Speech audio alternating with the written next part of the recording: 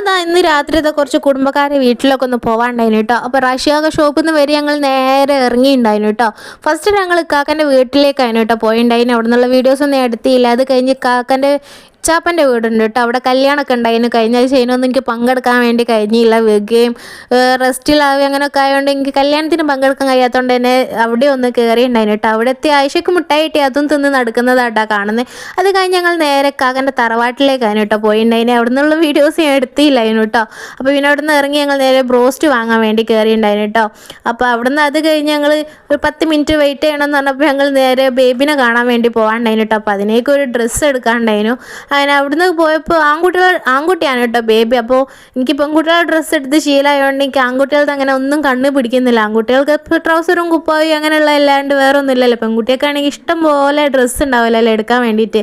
പിന്നെ അതിലൊരു കൂട്ടെടുത്ത് പിന്നെ ബെഡ്ഷീറ്റൊക്കെ വാങ്ങാണ്ടായിരുന്നു കേട്ടോ. അങ്ങനെ അതൊക്കെ വാങ്ങി